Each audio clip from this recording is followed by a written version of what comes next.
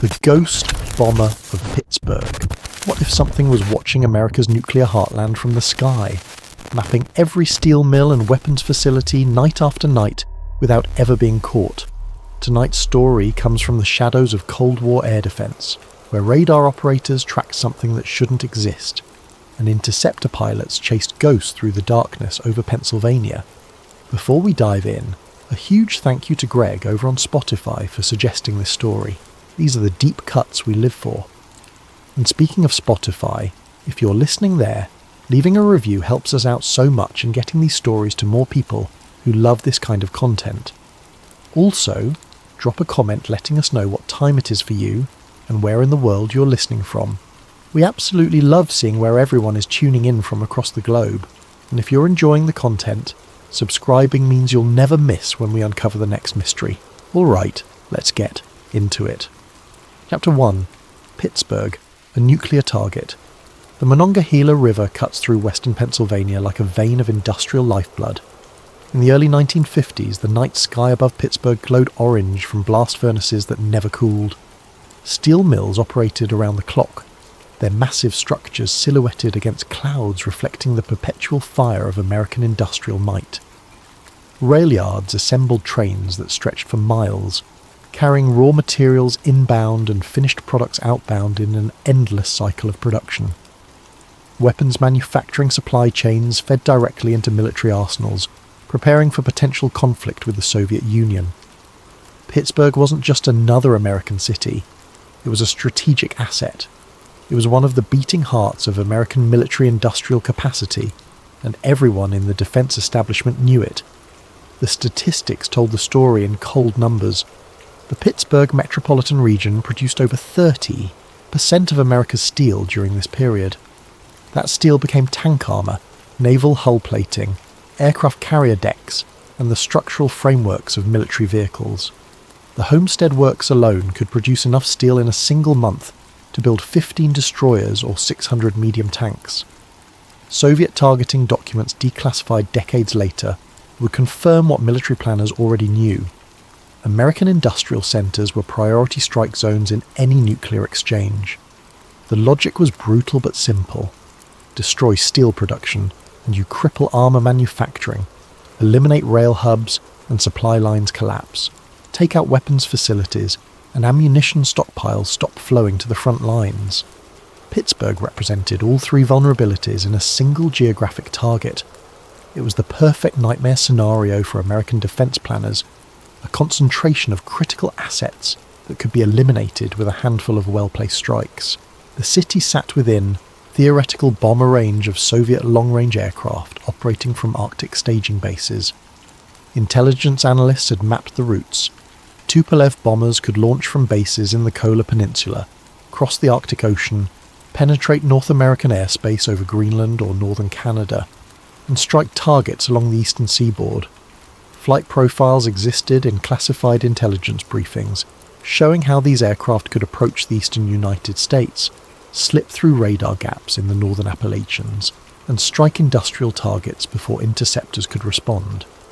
The geography worked against American defenders. The Appalachian Mountains created radar shadows, areas where terrain blocked line-of-sight coverage. Soviet planners could potentially use these gaps to mask approach routes until bombers were practically on top of their targets. These weren't paranoid fantasies. They were operational scenarios rehearsed in war rooms from Washington to Colorado Springs. Senior officers gamed out the possibilities during classified exercises. How many aircraft would reach Pittsburgh? How much damage could they inflict? How quickly could steel production be restored? The answers were sobering enough that Continental Air Defense Command maintained a network of radar stations specifically to watch the skies over western Pennsylvania. Early warning was everything. Even a few extra minutes could mean the difference between interceptors reaching bombers before weapons release or after. But what military strategists didn't anticipate was that something might already be studying those exact routes. Something that appeared on radar screens but vanished before anyone could identify it. Something that seemed to be conducting its own reconnaissance, mapping the same targets that appeared in classified Soviet planning documents. The first detection happened on a Tuesday night in October, during a routine watch shift when the most exciting event was usually tracking a commercial airliner off course. The operator who logged it had no idea he was documenting the beginning of a pattern that would haunt Air Defense Command for nearly a decade and raise questions that remain unanswered to this day. Chapter 2. The first radar event. The Air Defense Command Station sat 40 miles northeast of Pittsburgh, a windowless concrete facility surrounded by chain-link fencing and guard posts. Chain-link might seem inadequate for a military installation, but the real security was obscurity. From the road, the facility looked like any other industrial building in western Pennsylvania, unremarkable, forgettable, exactly as intended. Inside, the operations center hummed with ventilation systems and the soft sweep of radar scopes casting green light across the faces of night shift operators. The room smelled like coffee, cigarette smoke, and the distinctive ozone scent of electronic equipment running hot. 3 radar stations occupied the main floor, each manned by a 2-person team. Supervisors rotated between positions, monitoring performance and checking logs.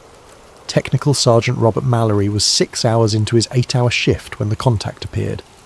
Mallory was 28 years old, originally from Ohio, and had been working radar operations for the Air Force for nearly 6 years. He'd tracked thousands of aircraft during that time. Commercial airliners, military transports, fighters on training runs, even the occasional private plane wandering off course. He knew the difference between a real contact and a false return. He knew how weather looked on radar, how birds appeared as scattered blips, how equipment glitches manifested. This was none of those things. It materialized at the edge of his radar coverage area, approximately 170 miles northwest of Pittsburgh. The return signal was faint but consistent, not the scattered reflection of weather systems or the momentary blip of radio. Interference. The contact appeared on 3 consecutive radar sweeps, each time in a slightly different position, tracking steadily southeast. This was solid. This was aircraft. Mallory keyed his intercom. Contact bearing 290, range 170 miles, altitude approximately 40,000 feet. The watch supervisor, Captain James Driscoll, moved to Mallory's station and studied the scope. Driscoll was career Air Force, 15 years in, with experience that included radar operations during the tail end of World War II and the early years of the Cold War. He'd seen anomalous contacts before, smugglers running dark, Soviet probes along the northern borders, experimental aircraft from American test programs that somehow failed to notify Air Defense Command. But something about this contact bothered him immediately.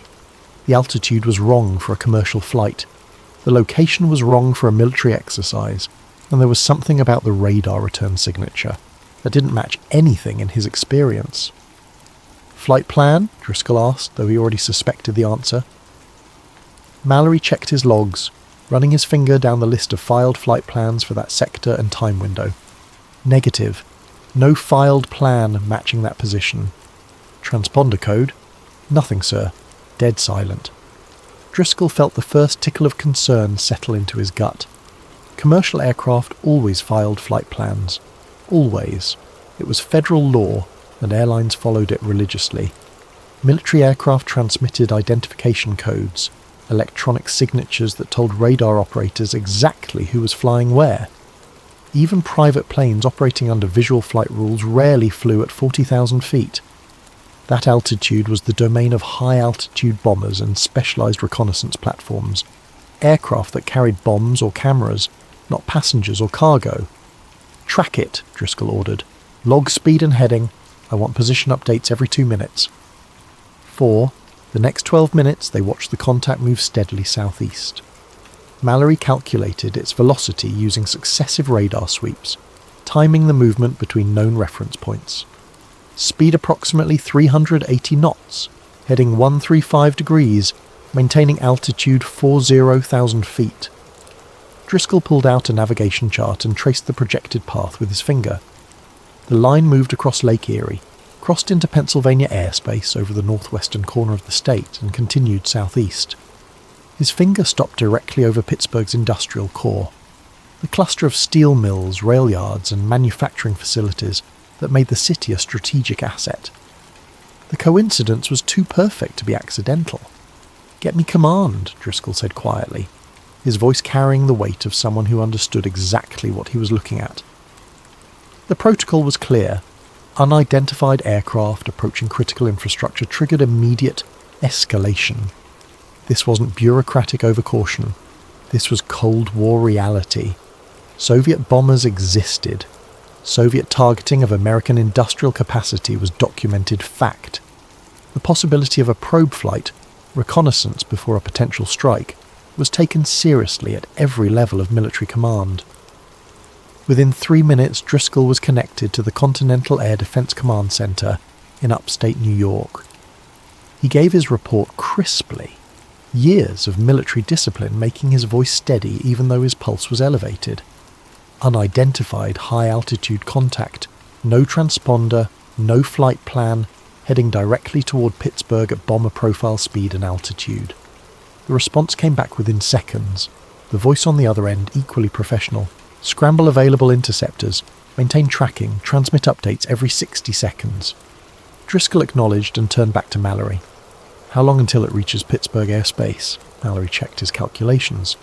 "At current speed, approximately 43 minutes, sir." 43 minutes to identify what was flying toward one of America's most critical industrial targets.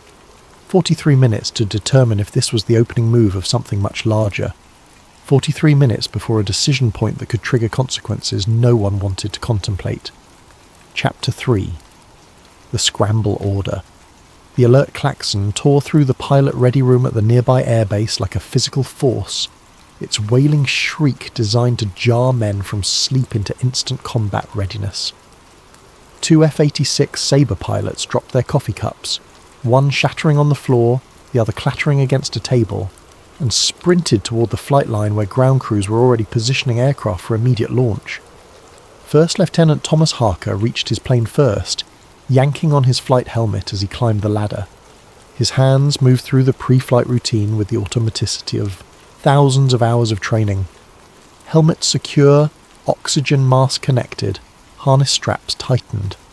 His wingman, First Lieutenant David Chen, was 30 seconds behind, his aircraft parked 20 yards away on the parallel taxiway. The ground crew chief was shouting updates as Harker settled into his cockpit. "Unknown contact, sir. Heading toward Pittsburgh. They want you airborne in 3 minutes." 3 minutes from alert to wheels up was aggressive even by Cold War standards, but Harker and Chen had practiced this exact scenario dozens of times. The F-86's engines were already pre-warmed, fuel trucks had topped off their tanks during the previous shift, and ammunition had been loaded that morning as part of standard alert procedures. The tower gave them vectors before they even finished their engine start procedures. "Sabre Flight Tower, unknown contact, bearing 285 from your position. Altitude 40,000, heading 135, close for visual. Identification. Do not engage without authorization. Repeat, visual identification only. Rules of engagement require positive hostile confirmation before weapons release." Harker acknowledged while his hands worked through the startup checklist. Battery power engaged. Engine igniters activated. Fuel flow confirmed. The J-47 engine behind him spooled up with a rising whine that vibrated through the airframe. He could feel the aircraft coming alive beneath him, eager to fly. "Sabre 2-1, ready for immediate departure," Harker transmitted. "Sabre 2-2, ready," Chen confirmed. "Sabre Flight, you are cleared for immediate takeoff. Runway 27, contact departure on squadron frequency after wheels up." Harker released his brakes and pushed the throttle forward. The F-86 accelerated down the runway, the familiar pressure pushing him back into his seat. At 130 knots, he eased the stick back and felt the nose wheel lift. At 160, the main gear left the pavement and he was airborne, climbing into the black October sky. Chen's aircraft followed 30 seconds later, tucking into formation as they climbed through 5,000 feet. "Sabre Flight, contact now at 120 miles from your position, maintaining course and speed," the controller reported. "Climb to Angels 40 and intercept." Angels 40, 40,000 feet. That was at the edge of the F-86's performance envelope. The Sabre was a capable interceptor, fast and manoeuvrable, but it wasn't designed for sustained flight at that altitude. The air up there was thin enough that engine performance degraded significantly, and control surfaces became mushy. Pilots described flying at 40,000 feet as more like wallowing through syrup than cutting through air. But orders were orders. Harker pushed his throttle forward, trading fuel economy for closure rate. The F-86 climbed steeply, passing through 20,000 feet, then 25, then 30. The sky outside his canopy transitioned from dark blue to black. Stars became knife-sharp points of light without atmospheric distortion. Radar contact, the controller updated, estimated closure in 15 minutes at current climb rate. Harker's hands were steady on the controls, but his mind was processing possibilities. Unidentified aircraft at 40,000 feet, heading toward Pittsburgh, no transponder. The profile fit a Soviet reconnaissance bomber. Tupolev Dufour, maybe, or one of the newer designs intelligence kept warning about. If this was Soviet, intercepting it cleanly could provide valuable intelligence. Photographs, electronic signatures, visual confirmation of capabilities. If this was hostile, things got more complicated. Rules of engagement required positive hostile confirmation before weapons release. But what constituted hostile? Failure to respond to radio calls, weapons bay doors opening, actually dropping ordnance. At 35,000 feet, Harker began scanning the darkness ahead. The moon was nearly full, providing enough ambient light to silhouette an aircraft if they got close enough. Large bombers were hard to miss at night. Their bulk blocked stars, their engine exhausts glowed, their metal surfaces sometimes caught moonlight. 40 miles, the controller reported. Contact maintaining altitude and course. Harker strained his eyes against the blackness. Nothing but stars and empty sky. 20 miles, adjust heading to 295, contact should be directly ahead. Still nothing. 10 miles, you should have visual any second. Harker's radar warning receiver remained silent. His onboard radar showed empty sky. The F-86's radar was primitive compared to modern systems, but it should at least show a return from a large aircraft at close range. But according to ground stations, there was supposed to be a bomber-sized aircraft less than 10 miles ahead of him. Where was it? Negative visual, Harker transmitted. No radar contact on airborne systems. Ground confirms target is still there, the controller insisted, confusion creeping into his professional voice. Bearing 293, altitude 41,000, 7 miles from your position. Harker adjusted his heading and climbed another 500 feet, pushing his engine to maximum performance. His windscreen filled with stars and empty darkness. No navigation lights, no silhouette, no contrails catching moonlight, no heat shimmer from engine exhausts. Nothing. Visual negative, he repeated. Sky is clear ahead. Chen's voice cut in, equally baffled. I'm not seeing anything either. No lights, no silhouette, no contrails. It's like chasing a ghost up here. The controller sounded genuinely confused now. Contact is within 5 miles of your position. Ground radar shows solid return. It hasn't turned or climbed. You should be practically on top of it. Harker scanned methodically, quadrant by quadrant, using the techniques drilled into him during night intercept training. Look for movement against the star field. Watch for anything blocking background light. Search for the faint glow of engine exhaust. He saw none of it. The radio crackled. Sabre flight, stand by, checking radar calibration. Harker held his position, circling slowly while Chen maintained formation. For 3 full minutes they waited at 40,000 feet, burning precious fuel while ground controllers tried to make sense of what their equipment was telling them. Finally, contact fading, signal strength decreasing, no tracking data on turn or acceleration. It's just fading. Gone? Harker asked. Gone, the controller confirmed. Return to base. Ground control will handle debrief. As Harker banked his F-86 toward home, he couldn't shake the feeling that something had been up there with him. The radar operators weren't incompetent. The equipment wasn't malfunctioning. Something had been detected, tracked and confirmed by multiple systems, but when interceptors arrived there was nothing to see, like chasing ghosts. Chapter 4. Disappearance over the Steel Valley.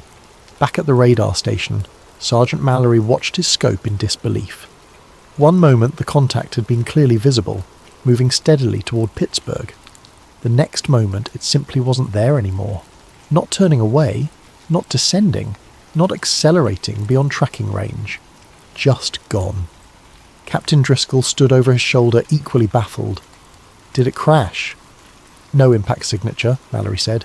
It just faded off the scope like someone flipped a switch. Driscoll checked the time. Log it as unidentified loss.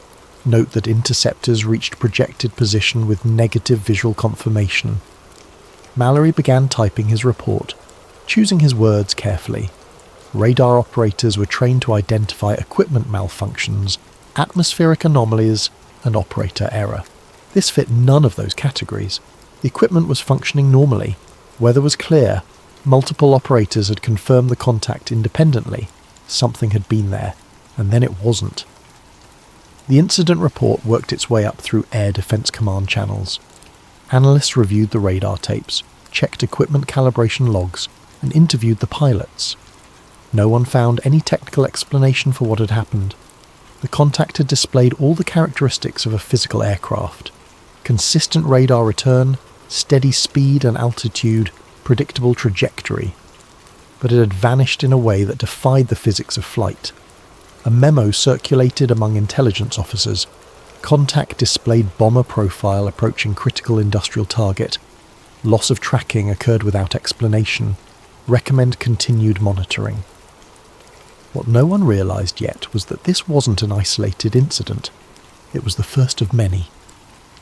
Chapter 5. Recurring contacts. 3 weeks later, it happened again. Different radar station, different operators, same result. An unidentified contact appeared northwest of Pittsburgh, flew a course directly toward the city's steel mills, and vanished before interceptors could make visual contact. This time, the altitude was slightly different, 38,000 feet instead of 40. The speed was marginally slower, 350 knots instead of 380. But the pattern was unmistakable. No flight plan, no transponder, no visual confirmation. Disappearance before interception. The third incident occurred in December, on a night when temperature inversions should have created ideal radar conditions. The contact was tracked for 18 minutes before fading from screens. By January, Air Defense Command had logged 5 separate events, all sharing identical characteristics.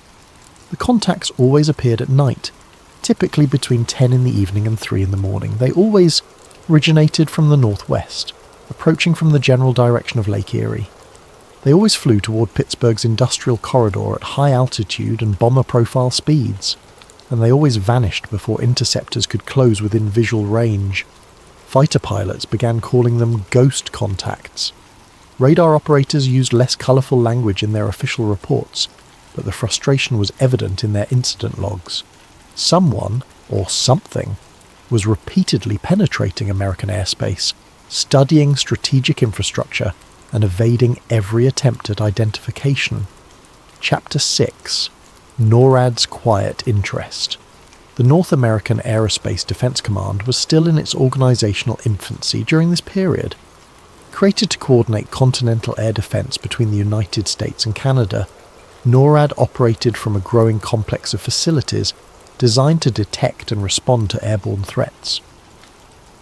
When the Pittsburgh incidents landed on the desk of the NORAD analysts, they triggered immediate concern. The Soviets had demonstrated long-range bomber capability. The Tupolev Tu-4, NATO designation Bull, could theoretically reach American industrial centres from Arctic staging bases. Intelligence reports suggested Soviet strategic planning prioritised reconnaissance of potential targets before any actual conflict. But these incidents didn't fit Soviet operational patterns. Soviet reconnaissance flights typically operated near coastal boundaries, probing radar coverage and response times. They rarely penetrated deep into continental airspace, and when they did, They usually maintained courses that allowed for rapid withdrawal. The Pittsburgh contacts showed none of that caution. They flew directly toward high-value targets, seemingly unconcerned about detection or interception. A classified working group was assembled to review the incidents. The group included Air Force intelligence officers, radar systems specialists, and strategic analysts. With top-level security clearances, they began by eliminating possibilities. Weather phenomena? Ruled out. Atmospheric conditions varied across the incidents, and radar operators had confirmed solid returns consistent with physical aircraft. Equipment malfunction? Ruled out. Multiple radar stations had tracked the contacts independently.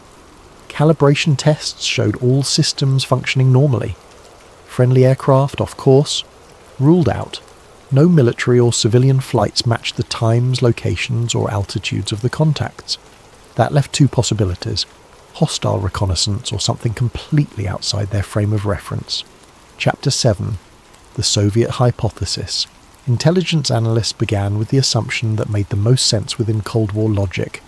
These were Soviet probes, testing American air defenses before potential bomber strikes. The theory had merit. Soviet intelligence agencies were known to conduct elaborate reconnaissance operations, long-range. Aircraft could theoretically approach from unexpected vectors, using terrain masking and electronic countermeasures to evade detection. But the evidence didn't support it. First problem: fuel logistics. The contacts appeared northwest of Pittsburgh, suggesting an approach path across the Great Lakes or southern Canada. Soviet bombers operating from Siberian or Arctic bases would need multiple aerial refuelings to reach that position. American radar networks monitored refueling tracks extensively. No such activity had been detected. Second problem: egress routes. After vanishing from radar, the contacts never reappeared on any tracking system. Soviet aircraft would need to exit American airspace somehow. Even with sophisticated jamming equipment, their return flights should have been detectable somewhere along the thousands of miles back to Soviet territory. Nothing was ever detected. Third problem: radar characteristics. Soviet bombers of that era had known radar cross-sections. The Tu-4 produced a large, distinctive return signal. These contacts were visible, but their radar signatures didn't match any known aircraft profile in American intelligence databases. Analysts ran comparison studies using captured radar data from previous Soviet incursions near Alaska and the northern Atlantic. The signatures didn't align. One intelligence officer summarized the problem in a classified memo. If these are Soviet reconnaissance flights, they are employing technology and operational methods beyond our current understanding of Soviet capabilities. That created an uncomfortable question. What if the Soviets had developed stealth technology years before anyone thought possible? Chapter 8. The Technology Gap. American stealth aircraft programs were still theoretical in the early 1950s. Engineers understood the basic principles, shaping an airframe to deflect radar signals, using specialized materials to absorb electromagnetic energy, but practical implementation was decades away. The F-117 stealth fighter wouldn't fly until the 1980s. The B-2 bomber came even later. In the early Cold War era, every aircraft was visible to radar, and stealth was the domain of science fiction. Or so everyone believed. The NORAD working group commissioned a technical assessment from aeronautical engineers and radar specialists. The question was simple: could an aircraft exist that evaded radar detection using known technology? The answer came back in a classified report that raised more questions than it answered. Theoretically, yes, but only under extremely limited conditions. An aircraft could reduce its radar signature through careful design, possibly enough to confuse some tracking systems. But complete invisibility to multiple radar installations simultaneously? That would require technology far beyond anything in American or Soviet arsenals. The report noted that the contacts weren't actually invisible. They appeared clearly on radar for extended periods before vanishing.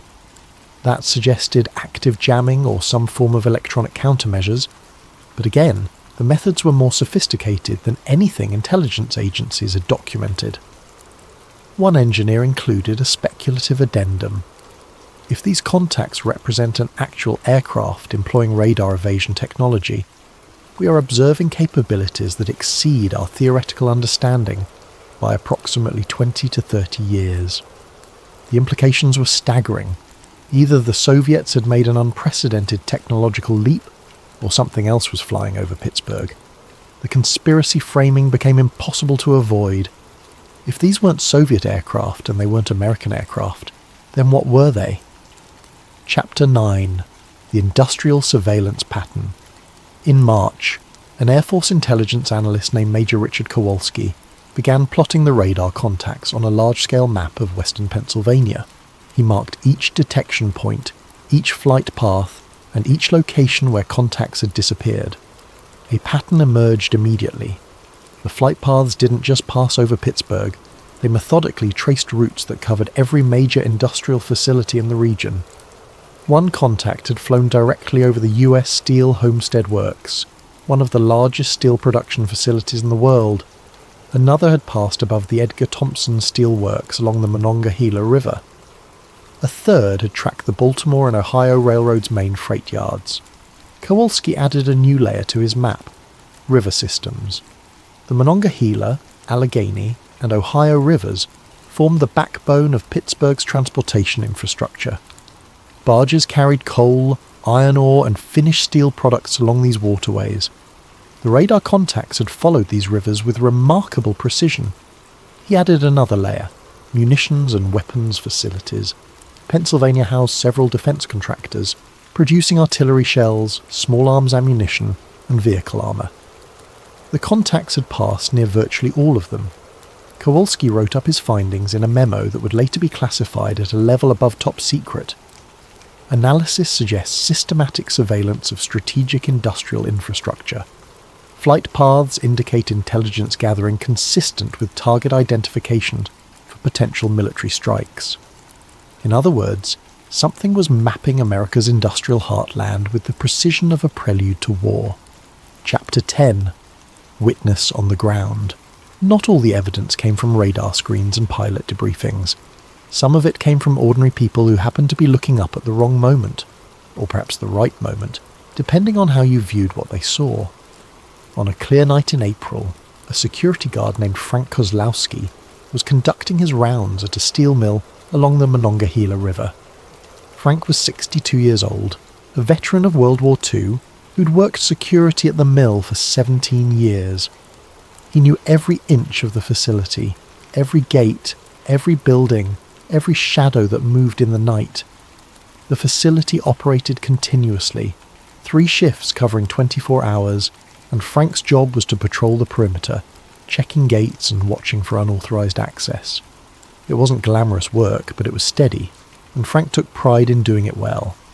He carried a flashlight, a clipboard for logging his rounds, and a thermos of coffee that he'd refill from the break room every few hours. At approximately 1:15 in the morning, Frank stepped outside the main office building to smoke a cigarette. The mill had rules about smoking indoors, fire hazard in a facility where sparks and molten metal were everyday occurrences. So Frank stood on the concrete pad outside the door, lit his lucky strike, and let his eyes adjust to the darkness beyond the pool of light from the building's exterior lamps. The night was unusually quiet. Even the distant hum of blast furnaces seemed muted, though Frank knew that was probably just his imagination. Steel production never stopped. Somewhere in the massive complex, furnaces were melting iron ore, rollers were shaping red-hot steel, and workers were operating machinery that could kill you if you weren't careful. He looked up out of habit, a reflex from decades of living under open sky before the war, during the war, and after it. Growing up on a farm in western Pennsylvania, he'd learned to read weather in cloud formations and anticipate rain by watching how stars appeared through atmosphere. Even in the industrial glow of Pittsburgh, he still looked up. What he saw made him forget about his cigarette entirely. A shadow was moving across the stars, not like a cloud. Clouds had irregular edges and moved with wind patterns Frank could recognize. Not like a bird. Birds didn't fly that high or that slowly. This was a defined shape, triangular and massive, blocking starlight as it passed overhead. Frank's first thought, absurdly, was that one of the mill's massive cranes had somehow detached and was floating away. But that made no sense. Cranes didn't fly. Nothing that large flew except aircraft. An aircraft made noise. Engine roar. The rush of air over wings. Something. This made no sound at all. He estimated it was at least as large as a football field, though judging size at altitude in darkness was difficult. The shape was distinct against the star field. A wide triangle with blunted corners, moving with the point forward. It travelled slowly and deliberately south along the river, following the same path that barges used during daytime. Frank stood transfixed, cigarette burning forgotten between his fingers, watching the shadow pass overhead. He could make out no details, no lights, no windows, no surface features. Just a black silhouette against the slightly less black sky, moving steadily and silently. He watched it for nearly 30 seconds before it passed beyond the mill's tall smokestacks and disappeared from view. His hands were shaking when he went back inside to log the incident. The logbook was standard procedure. Security guards documented everything unusual, from suspicious vehicles near the fence line to equipment malfunctions to weather events that might affect operations. Frank opened the book to a new page and wrote the date and time. Then he hesitated. How did you describe what you'd seen? Large triangular object, no lights, no sound, moving south along river. That sounded crazy. It sounded like something a drunk would report, not a veteran with 17 years of reliable service. His supervisor, a younger man named Tom Brennan, came into the office while Frank was still deciding what to write. Everything okay on the rounds? Frank looked up. Tom, can I ask you something? You ever see anything weird flying around here at night? Tom shrugged. Define weird. We get planes from the airport sometimes, helicopters occasionally. Why? Frank told him. He described the shadow, the shape, the complete absence of sound. He watched Tom's expression shift from curious to sceptical to concerned. You feeling all right, Frank? You didn't maybe have a few drinks before shift? I'm stone sober, Tom. I know what I saw. Tom was quiet for a moment, clearly weighing how to respond. Finally, look, you probably saw a weather balloon, or reflected light from the furnaces creating shadows on clouds. This place plays tricks on your eyes at night. Believe me, I've seen all kinds of strange things that turned out to be nothing. No point making yourself look crazy by putting it in the logbook. Just, maybe don't mention it to anyone else, okay? Frank wanted to argue, but he also understood Tom's point. A veteran security guard reporting triangular flying objects would raise questions about his fitness for duty. At 62, Frank couldn't afford to lose this job, so he nodded and closed the logbook without writing anything. But he didn't forget. 2 weeks later, an Air Force investigator showed up at the mill. He wasn't in uniform. Civilian clothes, plain sedan, briefcase that looked government issue. He identified himself as being from the Department of Defense and asked to speak with the security staff about general facility security protocols. It seemed routine. The government periodically reviewed security at defense-related industrial facilities, making sure proper procedures were being followed. Tom Brennan handled most of the interview, walking the investigator through gate procedures, visitor logs, and employee screening processes. Frank was sitting in the break room when the investigator finished with Tom and asked if he could speak with the security guards individually. When Frank's turn came, the investigator, he'd introduced himself as Agent Phillips, asked the standard questions about procedures and protocols. Then, almost as an afterthought, have you or any of your colleagues observed any unusual aerial activity near the facility? Aircraft flying low, helicopters, anything out of the ordinary? Frank felt his pulse quicken. The question was too specific to be random. Someone knew something. He made a decision. Yes, actually. About 2 weeks ago I saw something I couldn't explain. Philip's expression didn't change, but Frank noticed he'd pulled out a notebook. Can you describe what you saw? Frank did, providing every detail he could remember. The time, approximately 1:15 in the morning. The shape, triangular with blunted corners. The size, comparable to a football field, though he admitted judging altitude and scale was difficult. The movement slow and steady following the river south. the complete absence of sound or visible lights. Phillips made notes without comment, but Frank noticed his hand was writing very quickly. When Frank finished, Phillips asked several follow-up questions. How long had he observed it? Had anyone else seen it? Had he reported it? Frank answered honestly. 30 seconds of observation. No other witnesses he knew of. No official report because his supervisor had discouraged it. Phillips closed his notebook. Thank you for the information. One more question. Have you ever seen anything similar before that night? No, sir. And since that night? No, sir. Phillips stood and shook Frank's hand. I appreciate your cooperation. What you've told me will be included in our facility security review. I'd ask that you not discuss this observation with anyone outside official channels. Sometimes these things have simple explanations, but we take all reported incidents seriously. The words were polite and professional, but Frank heard the underlying message. Keep this quiet. After Phillips left, Tom Brennan pulled Frank aside. What did you tell him? He asked about unusual aerial activity. I told him what I saw. Tom looked worried. Frank, I told you. He asked directly, Tom. I wasn't going to lie to a federal investigator. Tom sighed but didn't push further.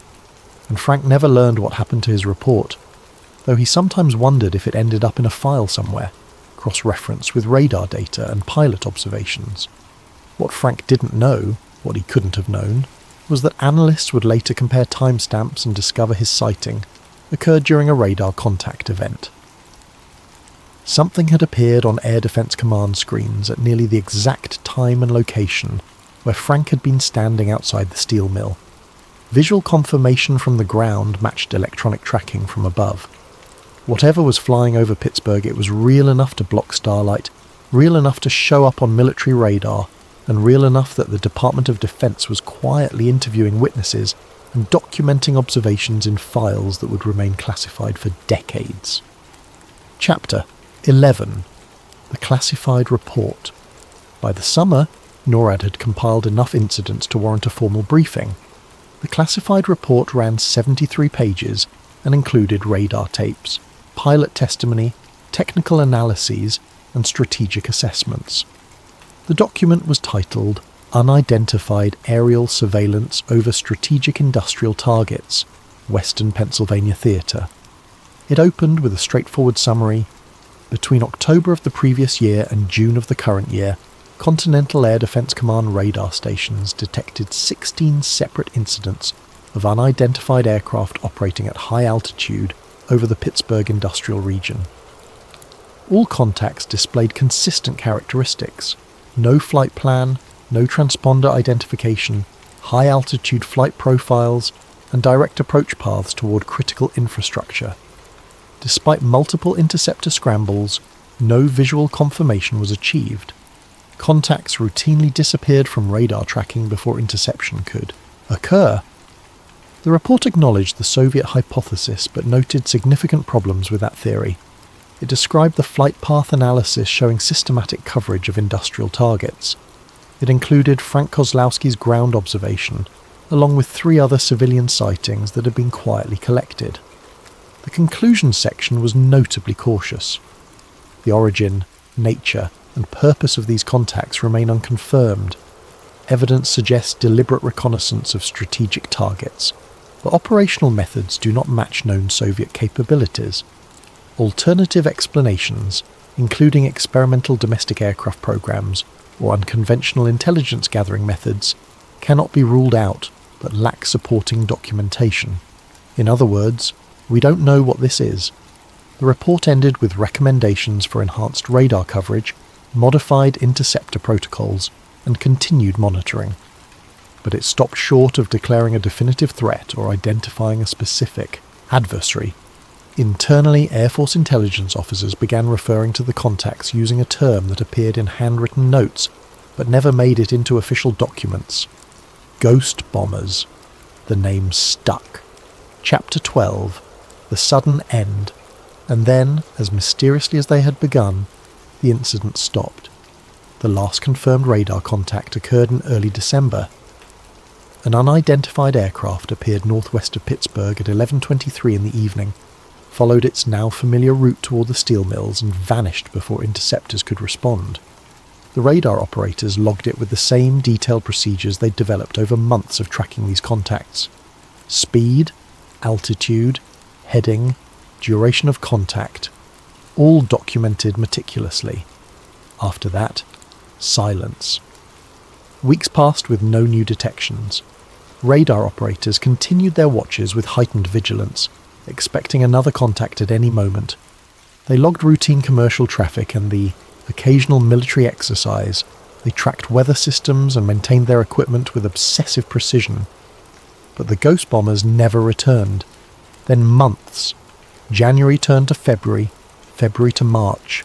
Spring arrived in western Pennsylvania, and still nothing appeared on the radar screens. The operators began to wonder if whatever had been flying over Pittsburgh had simply moved on to other targets, other regions, other objectives. NORAD analysts studied the timeline exhaustively, searching for explanations. Had Soviet reconnaissance efforts shifted to other regions? The intelligence community watched for increased activity along other borders, other approaches. They found nothing unusual. Had the ghost bombers gathered all the intelligence they needed? Analysts reviewed what the contacts could have observed during their flights. Every steel mill, every rail yard, every manufacturing facility along the flight paths. The systematic coverage was complete, perhaps. Reconnaissance was simply finished. Had detection protocols improved enough to make further incursions too risky? This seemed plausible. American air defense capabilities were constantly evolving, and perhaps the contacts had determined that continuing operations would eventually lead to definitive identification. No conclusive answers emerged from the analysis. The pattern had simply ended. What did happen, though, was a wave of radar system upgrades. New installations went online throughout the northeastern United States in the months following the last ghost bomber contact. Coverage gaps that had existed in the Appalachian region were systematically closed. Detection ranges were extended through new antenna designs and improved signal processing. Tracking protocols were modernized, incorporating lessons learned from the ghost bomber incidents. Whether this was a response to the incidents or part of a broader air defense modernization program already in the pipeline was never publicly clarified. Budget documents from the period show significant increases in Continental Air Defense Command funding. Personnel training programs were expanded. New radar facilities appeared on maps. The official justification was always framed in terms of general Soviet threats and the need to maintain robust continental defense. But analysts who had tracked the Pittsburgh incidents couldn't help noticing the timing. The ghost bombers disappeared right as the systems designed to catch them became operational. It was as if whatever had been conducting reconnaissance knew exactly when continued operations would become too dangerous. One analyst included a speculative note in a classified memo. Possibility exists that surveillance operations were terminated upon detection capability improvements.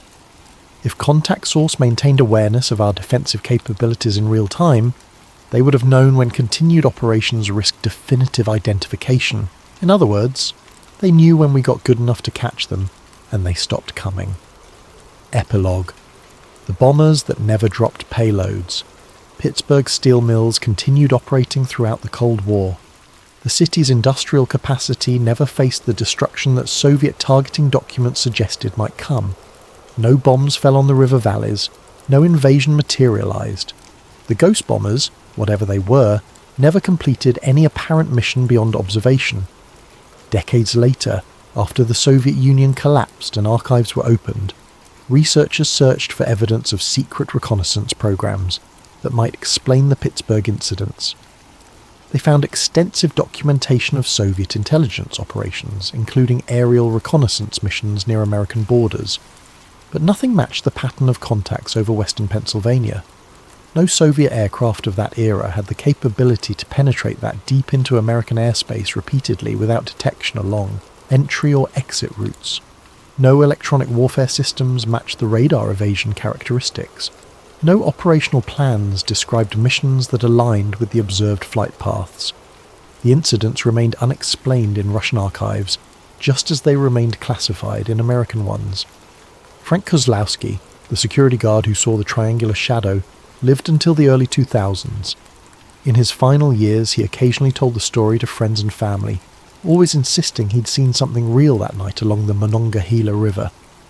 Some of the radar operators who tracked the contacts spoke about them after retirement, careful to avoid specifics that might still be classified. They all said the same thing. Whatever appeared on their scopes was solid, real, and unlike anything they'd encountered before or since.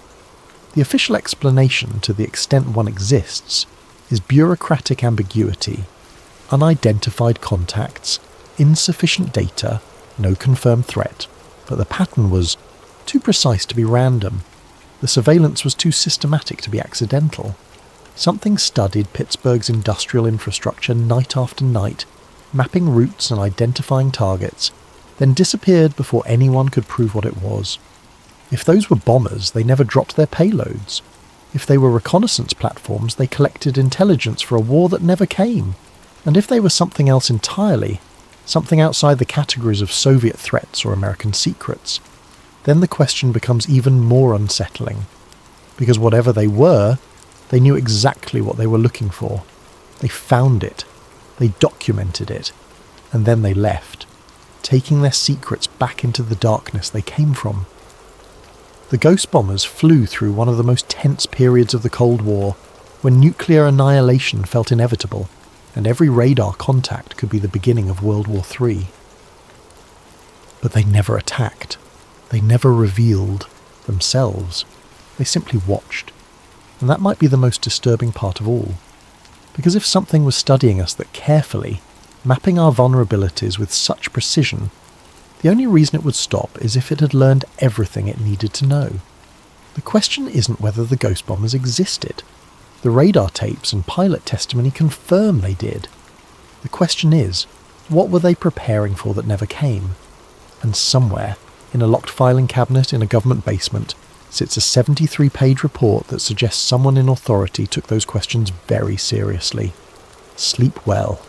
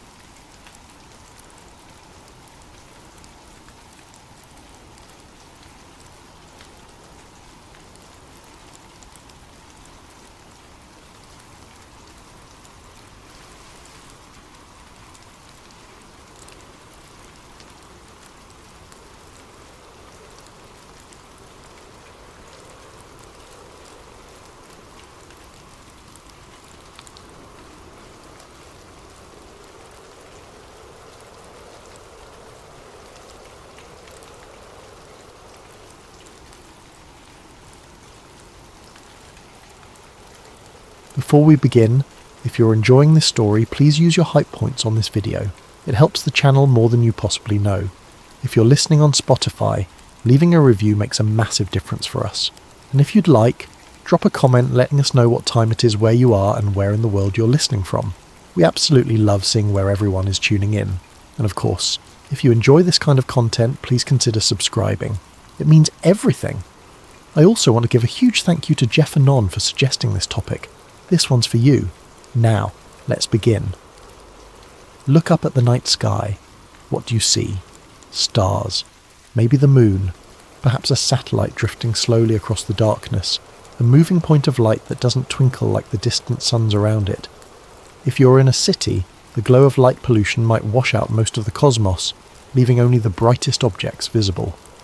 If you're in the countryside, away from human illumination, you might see thousands of stars, the Milky Way stretching across the heavens like a river of light. But regardless of where you are, regardless of how clear the night, there's something you cannot see. Something invisible yet absolutely crucial to the world you live in. The infrastructure. Modern civilization doesn't run on roads anymore, not primarily. It doesn't run on railways or shipping lanes or fibre optic cables alone. It runs through the sky. Through a layer of space beginning just 60 miles above your head and extending out to 22,000 miles, a region where thousands upon thousands of machines circle the Earth, transmitting the invisible signals that hold our technological world together. Think about your day. You woke up to an alarm on your phone. Your phone knew the exact time because it's synchronized with satellites. You checked the weather. That forecast came from satellites monitoring atmospheric conditions across the globe. You drove to work. Your car's navigation system triangulated your position using signals from satellites orbiting overhead. You made a phone call. Even if you used a cell tower, that tower coordinated with others using satellite timing signals. You checked your bank account. That transaction was verified through networks that depend on satellite communication links. None of this is visible. None of it requires your awareness or understanding. It simply works, invisibly, constantly, reliably. We trust this system completely. We've built our entire civilization around assumptions of orbital infrastructure. We don't think about it because we don't have to. We assume it works because it always has, at least in our lifetimes. But what if the space above us is already more dangerous than we're being told? What if the very technology we depend on is creating a threat that could shut down orbital access for generations? What if debris from old satellites and destroyed spacecraft is accumulating faster than anyone publicly admits? And what if the people who know about this threat, the scientists and military officials and space agency administrators who monitor orbital space, have decided that public awareness would cause more damage than the crisis itself?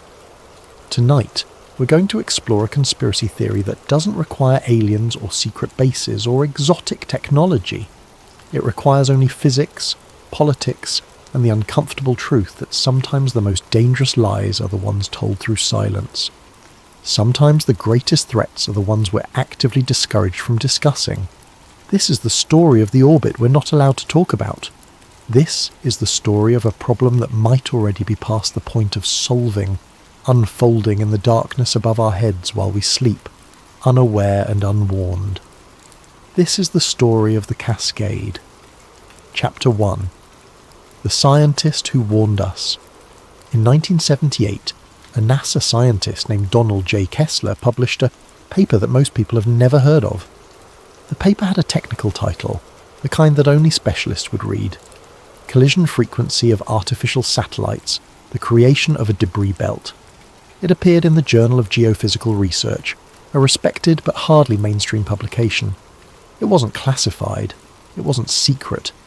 It was simply ignored by anyone outside a small community of orbital mechanics experts and space debris researchers.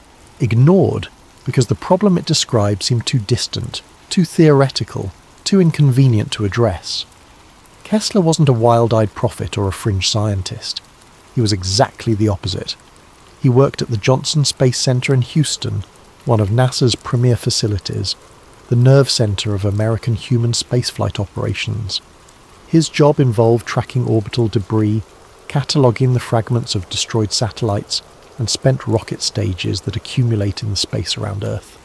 It was unglamorous work, the kind of careful, methodical analysis that forms the foundation of space operations but rarely makes headlines. At the time, there weren't many satellites up there. A few hundred, maybe, depending on how you counted. The space age was still young. Sputnik had launched only 21 years earlier. The moon landings were less than a decade in the past. Space felt infinite, a vast emptiness surrounding our small planet. The idea that we could actually clutter it, that we could fill orbital space with enough junk to create lasting problems, seemed absurd to most people. But Kessler saw something others didn't. He had a mathematician's mind, an understanding of exponential growth and cascade effects. He recognized patterns in the debris data that suggested trouble ahead.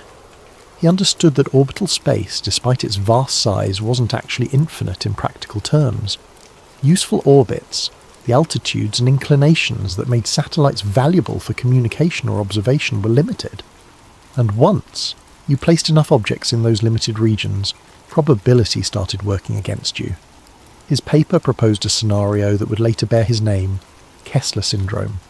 The concept was elegant in its logic and terrifying in its implications. Once the density of objects in any given orbital region reaches a critical threshold, collisions become not just possible but inevitable. The mathematics were straightforward. More objects meant more chances for impacts. Each collision creates fragments, hundreds or thousands of them depending on the energy involved. Those fragments don't fall to Earth, at least not quickly. They remain in orbit, spreading across their orbital plane, creating new hazards for other spacecraft. Eventually you reach a point where collisions create more debris than atmospheric drag removes. The process becomes self-sustaining, a runaway chain reaction. One collision leads to fragments that cause more collisions, creating more fragments, in an exponential cascade that fills orbital regions with billions of high-velocity projectiles moving at speeds where even a paint fleck can punch through metal. In this scenario, launching new satellites becomes suicidal. Existing satellites are gradually destroyed, one by impacts they can't avoid or predict. The infrastructure of modern civilization, all those invisible signals we depend on, crumbles, and orbital space becomes unusable for decades, perhaps centuries, until natural decay gradually clears the debris field. When Kessler first proposed this idea, it was purely theoretical, a mathematical possibility, something that might happen if we weren't careful, if we didn't manage orbital operations responsibly, if we allowed debris to accumulate unchecked. Space agencies acknowledged it the way governments acknowledge long-term risks like climate change or pandemic preparedness. They formed committees, they published reports, they promised to address it eventually when it became more pressing, when the danger moved from theoretical to practical. But the thing about exponential processes is that they don't look dangerous until they're already out of control. The early stages appear manageable, trivial even. One collision here, one satellite failure there. Nothing systematic, nothing that suggests a crisis, and by the time the pattern becomes undeniable, by the time everyone agrees that action is necessary, the threshold has usually already been crossed. Theory has a way of becoming reality when nobody's paying attention, and in the decades since Kessler published his warning, something changed in orbital space, something that transformed his theoretical possibility into a practical nightmare. Chapter 2. When Theory Met Reality, January 11th, 2007. A Thursday morning in most of the world, though time zones make precision difficult when discussing events in space. Above China, at an altitude of over 500 miles, something happened that changed orbital space forever. Something that transformed Kessler's theoretical cascade into a documented, measurable reality. The Chinese military launched a ballistic missile from the Xichang Satellite Launch Center in Sichuan province. The facility wasn't secret. It had been used for satellite launches since the 1980s, but this launch was different. Its target wasn't a commercial payload destined for orbit. It wasn't a scientific instrument or a communications satellite. Its target was already in space, had been for years. The missile was a kinetic kill vehicle, designed to destroy its target through sheer impact rather than explosives. It carried no warhead in the conventional sense. It didn't need one. At orbital velocities, mass alone is enough. The kinetic energy of a high-speed collision exceeds any chemical explosive. The target was a Chinese weather satellite called Fengyun 1C. It had been launched in May of 1999, had served its purpose, and had been inactive for years, dead hardware circling uselessly at an altitude where it would remain for decades before natural decay brought it down. The missile struck perfectly. The impact occurred at over 500 miles altitude, in an orbital region crowded with active satellites. The Fengyun satellite, weighing nearly 1,700 pounds, disintegrated. In less than a second, one object became thousands. Metal fragments, electronic components, solar panel pieces, all of it transformed into high-velocity projectiles orbiting at roughly 17,000 miles per hour. The immediate aftermath was tracked by ground-based radar systems across the world. American military installations, part of the Space Surveillance Network, watched the debris cloud expand. Official estimates, published months later after extensive analysis, suggested the impact created more than 3,000 trackable pieces of debris. Trackable meant fragments large enough for ground-based radar to detect and catalogue generally objects larger than about 4 inches in diameter. But that number represented only what could be seen. The actual debris count was far, far higher. Smaller fragments, pieces ranging from paint flecks to fist-sized chunks of metal, numbered in the tens of thousands, possibly hundreds of thousands. These objects were too small to track individually, but still large enough to cause catastrophic damage to any spacecraft unlucky enough to encounter them. At orbital velocities a pebble hits with the force of a hand grenade. This wasn't an accident. It wasn't a malfunction or an unexpected event. It was a deliberate test, a demonstration of capability. China wanted the world to know it had the technology to destroy satellites, to hold orbital infrastructure at risk, to level the playing field in space-based military operations. The strategic implications were immediately clear to anyone paying attention. Space had been militarized since the beginning of the space age. Spy satellites had photographed adversaries since the 1960s. Communication satellites carried military traffic. Navigation systems guided weapons. But actual warfare in space, the physical destruction of spacecraft, had been avoided. It was understood as escalatory, dangerous, potentially catastrophic. The Chinese test broke that taboo. It demonstrated that anti-satellite weapons were operational and effective. It showed that any nation with intermediate-range ballistic missile technology could threaten satellites, and it created a precedent that other nations would inevitably follow. The international response was muted and, in retrospect, completely inadequate.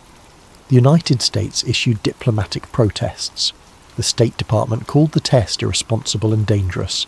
Other nations expressed concern. There were calls for new treaties governing space weapons, for international cooperation on debris mitigation, for responsible behaviour in orbit. But there were no real consequences, no punishment, no enforceable rules. China had violated no treaty because no treaty existed prohibiting anti-satellite tests. The Outer Space Treaty of 1967 banned weapons of mass destruction in orbit, but said nothing about conventional weapons or debris creation. International space law, such as it existed, had no teeth and no enforcement mechanism. And the debris? It's still up there, all of it, moving at over 17,000 miles per hour, spread across multiple orbital planes, creating a permanent hazard zone that will persist for decades. At the altitude of the Fengyun impact, orbital decay is extremely slow. Some fragments will remain in orbit for more than a century. They can't be collected. They can't be removed. They can only be avoided, tracked and worried about. The debris clouds spread according to orbital mechanics. Fragments in slightly different orbits gradually separated, creating a shell of hazards across the entire orbital plane.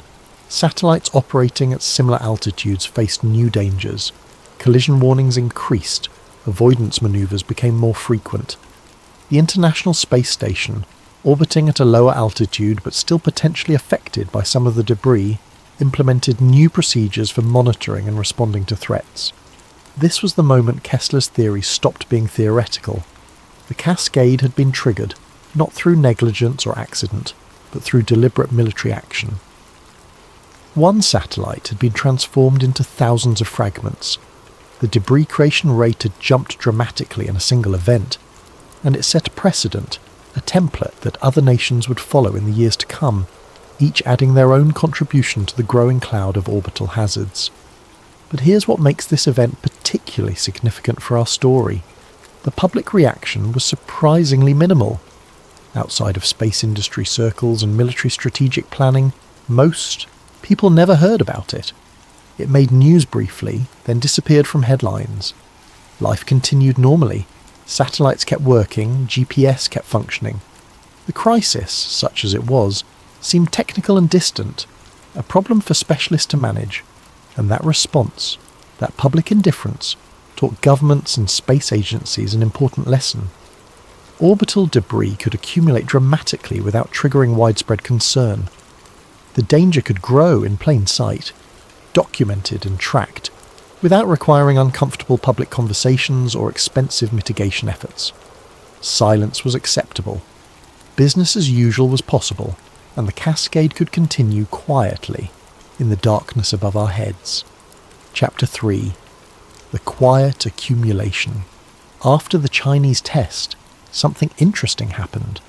Something that conspiracy theorists point to as evidence of either profound naivety or calculated strategy. The world didn't pull back from orbital operations. It didn't slow down satellite launches or implement strict debris mitigation rules. Instead, it accelerated. the commercial space industry exploded in the years following 2007. Private companies, funded by billionaire entrepreneurs and venture capital, began launching satellite constellations on a scale previously unimaginable. The barriers to entry dropped dramatically. Launch costs decreased. Satellite manufacturing became more efficient.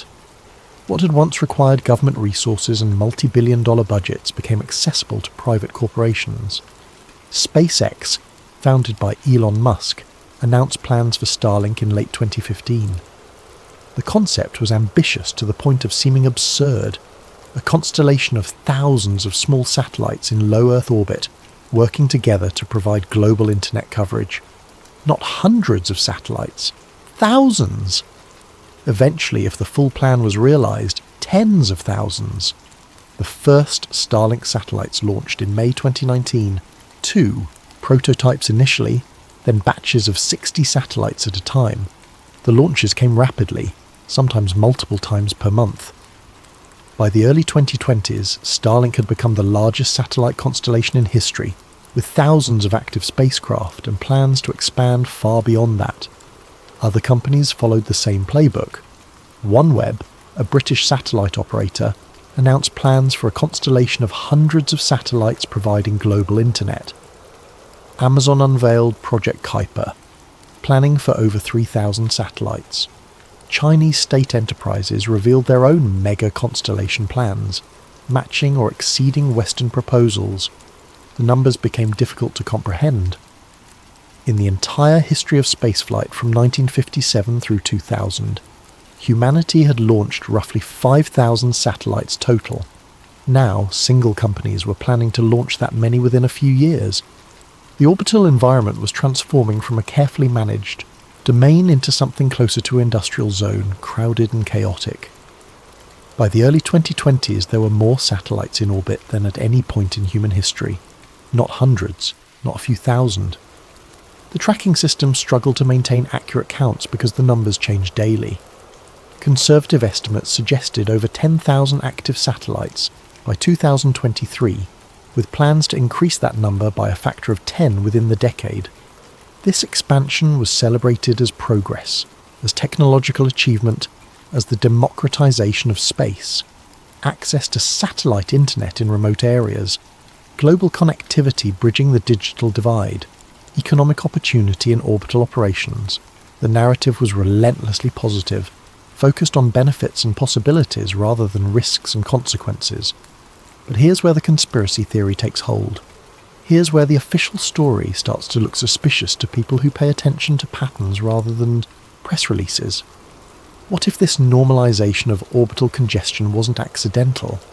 What if the rapid commercialization of space, the rush to fill orbital regions with thousands of new satellites, served a strategic purpose beyond profit and global connectivity?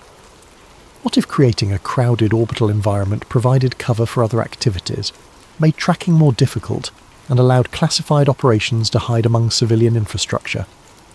Consider the basic problem of space surveillance. Tracking systems can only monitor so many objects with precision.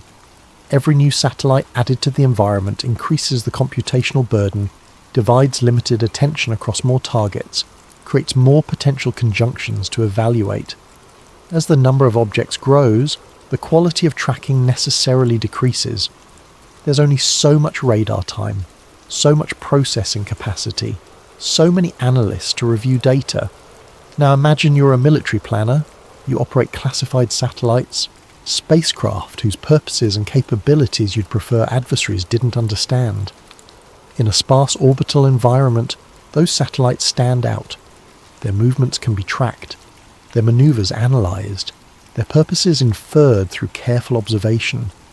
But in a crowded environment, one where thousands of commercial satellites are manoeuvring constantly, where new launches happen weekly, where the baseline noise is overwhelming. In that environment, classified operations become much harder to distinguish. A military satellite can manoeuvre and claim it was avoiding debris. Hardware can be deployed and attributed to commercial purposes. Activities that would raise flags in a quiet environment become invisible in the chaos. This provides plausible deniability. It creates strategic ambiguity. and it transforms orbital space from a transparent domain into an opaque one, where adversaries can't be certain what's happening, what's deliberate, what's accidental. So when thousands of new satellites flood into orbit, when commercial constellations expand at unprecedented rates, when the entire orbital environment becomes congested and difficult to monitor, who benefits? Perhaps the companies launching the satellites, certainly. But also the military and intelligence agencies of every spacefaring nation, all of whom operate in an environment where secrecy is easier to maintain and activities are harder to verify. Conspiracy theorists go further. They suggest that some commercial satellite operators may be directly or indirectly working with government agencies, that constellations might serve dual purposes, that the line between civilian and military space operations has blurred to the point of meaninglessness. They point to government contracts, to security clearances held by company executives, to coincidences in launch timing and orbital configurations. Whether these specific claims are true or not, the larger pattern is undeniable. Orbital space has become crowded at exactly the moment when clarity and transparency would be most valuable for managing the debris problem. The congestion that makes Kessler syndrome more likely also makes tracking and accountability more difficult. And perhaps most tellingly, this explosion in satellite numbers happened with relatively little public debate. No environmental review of orbital space, no impact assessment for adding tens of thousands of new objects to a region already struggling with debris. No international treaty limiting constellation sizes or requiring coordination. Just companies announcing plans and governments issuing licenses, and the launches proceeding as fast as rockets could fly. The orbital commons became privatised and crowded in less than a decade, and by the time anyone thought to ask whether this was wise, whether the environmental impact had been considered, whether the long-term consequences outweighed short-term benefits, thousands of satellites were already overhead and thousands more were approved and funded and ready to launch. Congestion became the new normal, and in that environment, accountability became impossible. Chapter 4. The Incidents We Hear About. November 15th, 2021. Early morning in Moscow, late evening in Houston, where Mission Control coordinates operations for the International Space Station. Astronauts aboard the station, representatives from the United States, Russia and other partner nations, received an urgent alert through their communication systems. The message was brief and alarming. Prepare for possible emergency evacuation. Close hatches between modules.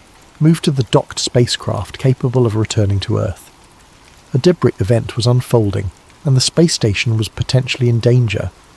The reason? Russia had just conducted an anti-satellite test, destroying one of its own defunct satellites called Cosmos 1498. The satellite had been launched in 1982, had completed its mission decades earlier, and had been dead hardware drifting in orbit ever since. Now it was fragments, thousands of them, spreading across the orbital plane used by the space station. The weapon used was a DAASAT, a direct ascent anti-satellite missile launched from the Plesetsk Cosmodrome. Like the Chinese test 14 years earlier, it was a kinetic kill vehicle. Pure impact, no explosives necessary. The collision occurred at an altitude of roughly 300 miles, low enough that the debris would eventually re-enter Earth's atmosphere and burn up, but high enough that the decay would take years or decades. The destruction created over 1,500 pieces of trackable debris according to official estimates. As with the Chinese test, the actual number including smaller fragments was far higher. The debris spread according to orbital mechanics, forming a cloud that intersected with the space station's orbital path multiple times per day. Astronauts remained, in their spacecraft for hours, ready to evacuate if debris predictions suggested imminent collision. They wore their launch and entry suits. They reviewed emergency procedures. They waited while ground controllers calculated trajectories and assessed risks. The immediate danger passed. No impacts occurred. The space station survived. But the threat remained. The debris cloud was permanent, or at least as permanent as anything in low Earth orbit. For months afterward, the station performed avoidance maneuvers, using thrusters to adjust its altitude whenever predictions suggested close approaches. The crew maintained heightened awareness, ready to shelter in their spacecraft at short notice. Russian officials described the test as controlled and safe. They insisted there was no danger to the space station or other spacecraft. They characterized it as a routine defensive operation, a demonstration of capability, a response to perceived threats from other nations developing their own anti-satellite systems. International condemnation followed swiftly. The United States called the test reckless and irresponsible. NASA Administrator Bill Nelson issued a statement expressing outrage that Russia would endanger astronauts, including their own cosmonauts aboard the station. Other space agencies worldwide expressed concern. The European Space Agency, the Canadian Space Agency, the Japanese Space Program all issued statements criticising the action. But as with the Chinese test, condemnation didn't translate to consequences. Russia faced no sanctions specifically for the debris creation. No international body had authority to punish the action. The Outer Space Treaty remained silent on anti-satellite tests. Space law, such as it existed, had no enforcement mechanism and no penalties. The debris remained, spreading, multiplying the hazard zones, adding to the growing shell of high-velocity fragments encircling the planet. Every piece another potential collision, every fragment another contribution to the cascade that Kessler had warned about decades earlier. Here's what makes this event particularly significant for conspiracy theorists. The response was entirely predictable. Condemnation without consequence, concern without action. Strong words followed by business as usual. The international community expressed outrage at Russia's actions, and then continued their own satellite operations without meaningful change. This pattern raises uncomfortable questions. If the debris problem is as serious as scientists claim, why is the international response so tepid? Why are nations conducting anti-satellite tests despite knowing the consequences? Why does condemnation never translate to enforceable agreements or actual consequences? One explanation is simply geopolitical reality. Space is a strategic domain. Nations compete for advantage. Anti-satellite weapons provide leverage, and no country wants to constrain its own capabilities through treaties that adversaries might violate. But conspiracy theorists propose a darker interpretation. They suggest that the public outrage is performative, that behind closed doors, space agencies and military officials understand that debris creation serves strategic purposes, that the cascade is not something to be prevented but something to be managed and perhaps even weaponized. Think about it from a strategic perspective. Every debris event makes orbital space more dangerous for everyone. It levels the playing field. If you can't match an adversary's satellite capabilities through technology and numbers, you can make those capabilities less reliable through environmental degradation. You create an environment where everyone's hardware is at risk, where no one can maintain clear dominance, where the uncertainty itself becomes a strategic factor, and the public incidents, the tests that make headlines, might represent only a fraction of what's actually happening. Because here's another uncomfortable question. How many similar incidents never reach headlines? How many satellite losses are quietly attributed to technical failures when they're actually collisions? How many military spacecraft are destroyed by debris or anti-satellite weapons in incidents that remain classified? The space station incident became public because you can't hide astronauts sheltering in their spacecraft. You can't classify events that affect crew safety without triggering questions from partner nations. The International Space Station operates as an international collaboration, which means transparency requirements that military satellites don't face. But military satellites, those operate under layers of secrecy. Their orbits are known only approximately. Their purposes are classified. Their capabilities are never fully disclosed. And when they fail, when they're destroyed, when they disappear from tracking systems, the explanations are minimal and the investigations are secret, so the Russian test that endangered the space station was public because it had to be. But how many other debris-creating events happen in higher orbits, in regions used primarily by military and intelligence satellites, in spaces where transparency doesn't exist and questions aren't asked? We don't know. We can't know. And that uncertainty, that gap in public knowledge, is exactly where conspiracy theories take root and grow. Chapter 5. Classified collisions. Military satellites operate under layers of secrecy. Their orbits are known only approximately. Their purposes are classified. Their capabilities are never fully disclosed. When these satellites fail, the explanations are vague. Anomaly, technical malfunction, end of operational life. But satellites designed to last 15 years sometimes fail after 3. Spacecraft with redundant systems suddenly stop communicating. Objects that were functioning perfectly go dark without warning.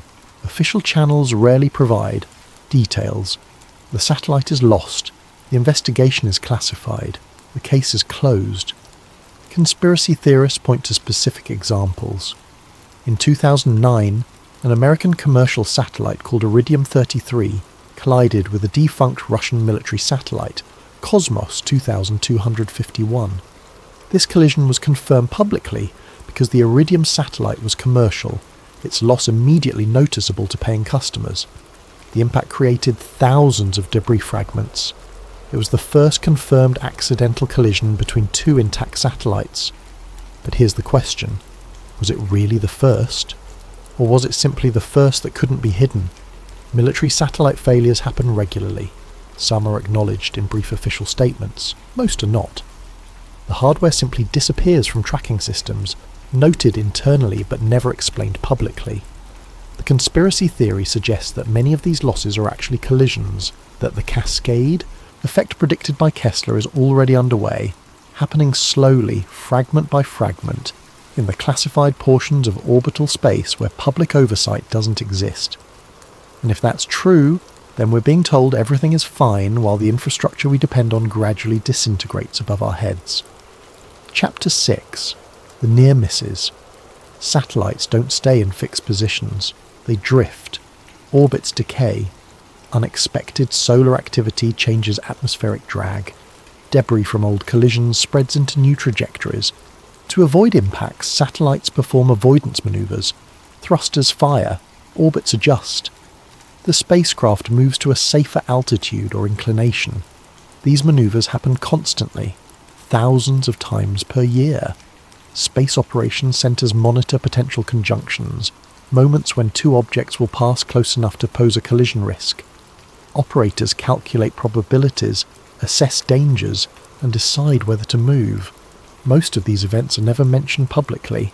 They're routine, expected, part of normal operations, but the frequency is increasing.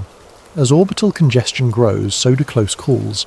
Satellites that once maneuvered a few times per year now maneuver monthly, sometimes weekly. The operational burden grows with every new launch, every new constellation, every additional fragment. Engineers working in satellite operations quietly admit what public statements don't. The margin for error is shrinking. The buffer zone that once felt comfortable now feels precarious. There are more objects moving faster, in an environment that offers no room for mistakes. And here's where it gets unsettling. Maneuvers require fuel. Fuel is finite. Satellites launched with enough propellant for their planned mission lifetime, plus a safety margin. But if avoidance maneuvers become too frequent, that margin disappears. The satellite runs out of fuel years before its planned end of life. What happens then? It becomes a derelict. Another piece of debris. Another hazard for other satellites to avoid. The conspiracy theory suggests this is already happening, that some satellite operators are facing an impossible choice: maneuver constantly and run out of fuel early, or accept higher collision risks and hope for the best. Either way, the problem compounds, and nobody talks about it publicly because admitting the danger would undermine confidence in the entire orbital infrastructure. Chapter 7. The weaponization theory. There's a darker interpretation of all this. A theory that the debris problem isn't just a consequence of carelessness or commercial expansion. It's a weapon. Think about it strategically. Nations compete for dominance in space. Satellites provide military advantages, reconnaissance, communication, navigation, early warning systems. Destroying an adversary's satellites would cripple their capabilities, but direct attacks are acts of war. They're provocative. They invite retaliation. They cross lines that even hostile nations hesitate to cross openly. Debris offers something different: plausible deniability. Imagine this scenario. A nation conducts an anti-satellite test, claiming it's for peaceful purposes, a demonstration of defensive capability. The test creates debris. That debris spreads across orbital planes used by adversaries. Satellites begin failing, not immediately, not all at once, slowly, one by one. Each loss explained as a technical failure or micrometeorite impact. No direct attack, no smoking gun, just a gradual degradation of capability that can't be definitively traced back to the original debris event. This is denial strategy. Make orbital space so dangerous that everyone loses access equally. Level the technological playing field by poisoning the commons. If you can't dominate space, make it unusable for everyone. Conspiracy theorists point to the timing of anti-satellite tests. China in 2007, Russia in 2021. These weren't accidents.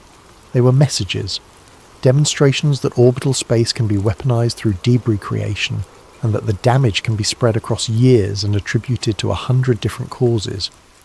And the response from other nations?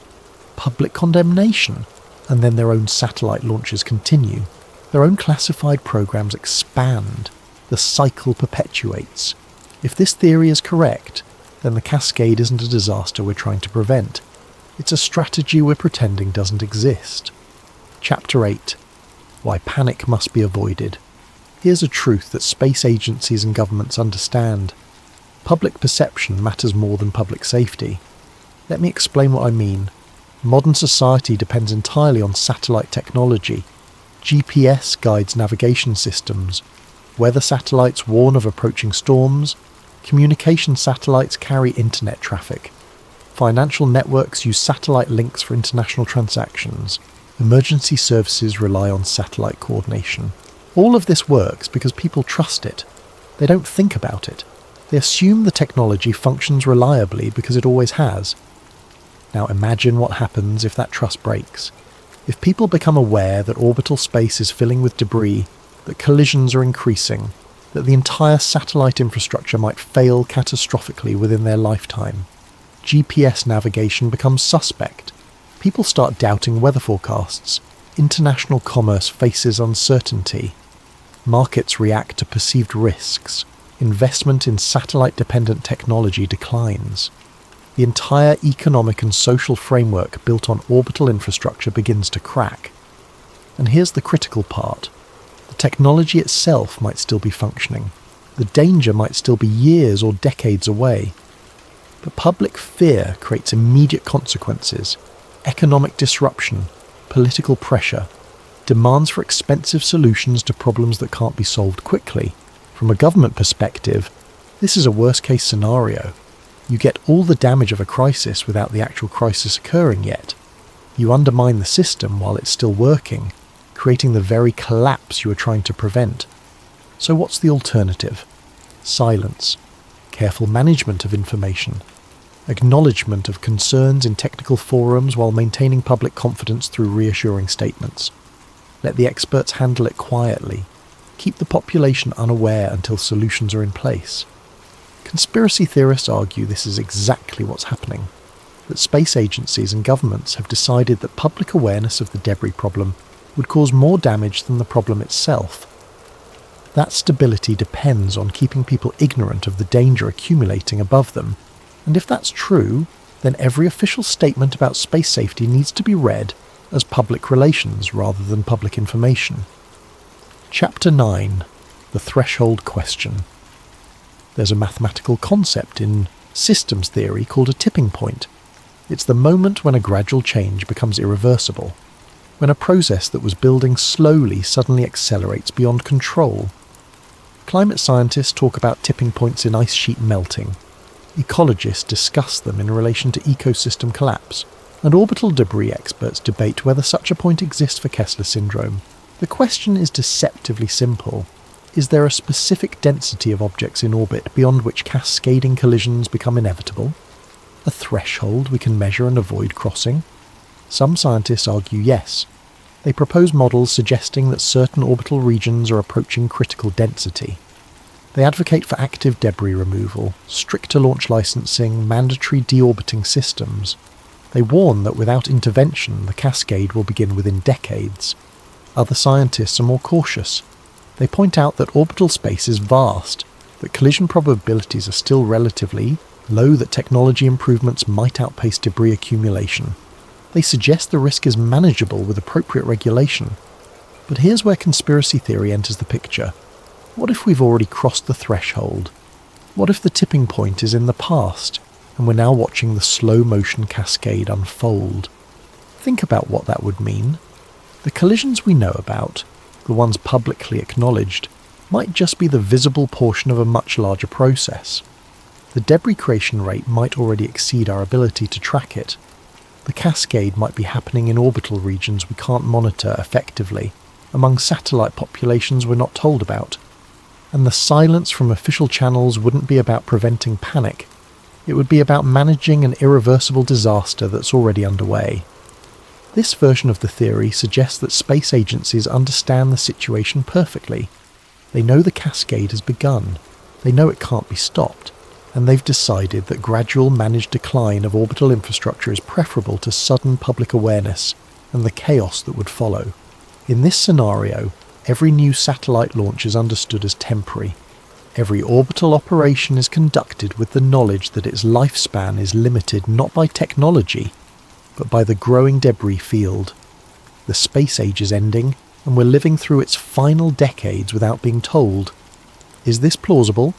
The mathematics suggests it's possible.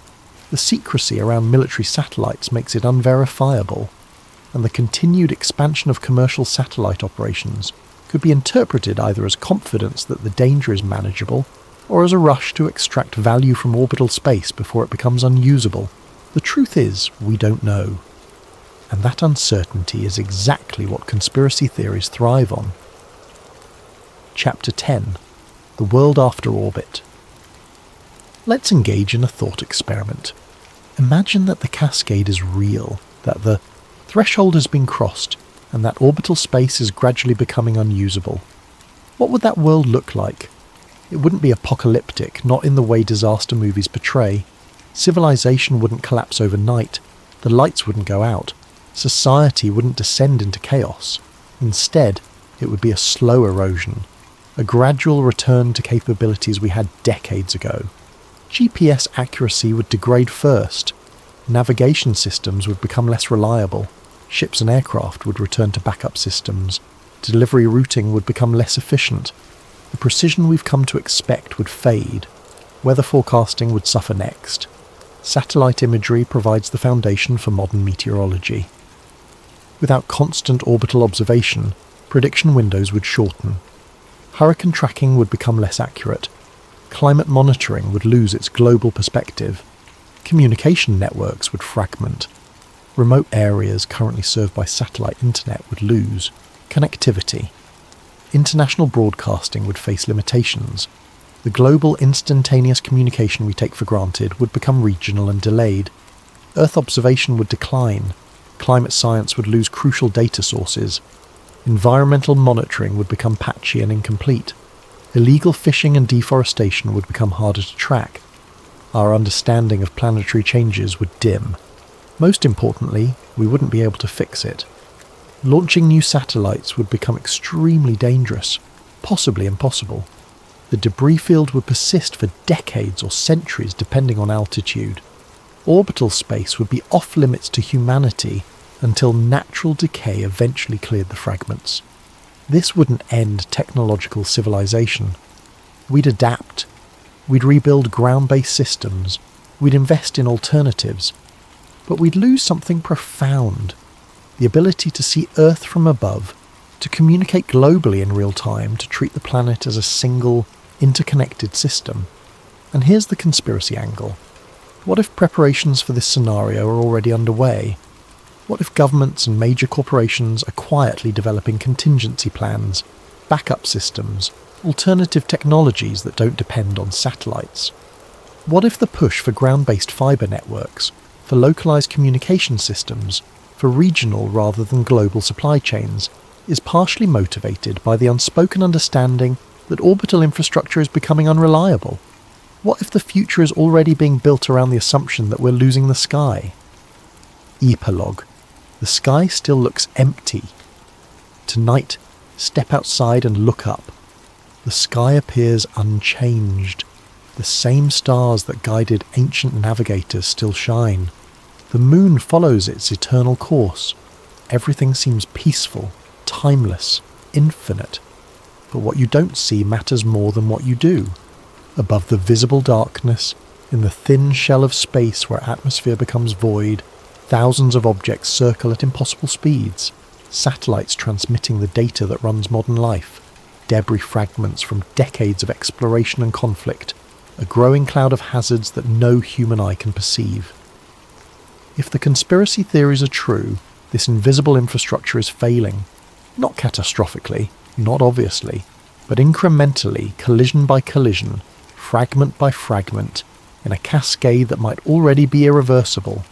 And we're not being told because the truth would cause more damage than the lie. Or perhaps the truth is simpler. Perhaps the danger is real but manageable. Perhaps space agencies are taking appropriate precautions. Perhaps the debris problem is being addressed through technological solutions and international cooperation. Perhaps everything is fine. But consider this. If the danger above us were obvious, if the cascade were visible, if the threat were unmistakable, it would already be too late. The nature of exponential growth is that it appears insignificant until it becomes overwhelming. The characteristic of cascade failures is that they seem impossible right up until they're inevitable. So we trust, we launch satellites, we build constellations, we depend more deeply every year on infrastructure floating in an environment we can't protect and barely understand. And somewhere, in classified briefing rooms and technical conferences, people who know more than we do make decisions about what we should and shouldn't hear, about which risks to acknowledge and which to quietly manage, about whether public awareness serves public interest. Maybe they're right. Maybe the silence is necessary. Maybe knowing would change nothing except our peace of mind. Or maybe we deserve to understand what's happening in the space our civilization depends on. Maybe the orbit we're not allowed to talk about is the one we most need to discuss.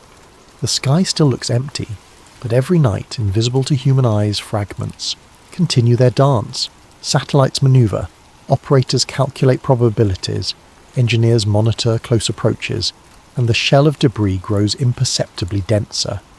One day, perhaps soon, perhaps in generations, someone will look up at that same peaceful sky and wonder when we lost it, when the infrastructure failed, when the cascade became undeniable, and they'll ask why no one warned them, why the danger was kept quiet, why the crisis was allowed to build in silence. We might not have a good answer. Only the same excuse authorities have always given when hiding uncomfortable truths. We thought it was for the best. We didn't want to cause panic. We believed we had time, but in the end, what we don't see can hurt us. What we're not told can shape our future. And the space above our heads, invisible and taken for granted, might be the most important place no one's watching. The orbit we're not allowed to talk about continues. The satellites keep launching, the debris keeps accumulating, and the question remains unanswered. Are we being protected by silence, or betrayed by it? Tonight, as you drift towards sleep, know that above you, moving faster than bullets, a cloud of human-made debris circles endlessly. It might be nothing. It might be everything. And the fact that you weren't supposed to think about it might be the most telling detail of all. Sweet dreams. And remember, the sky is always watching, even when we're not watching back.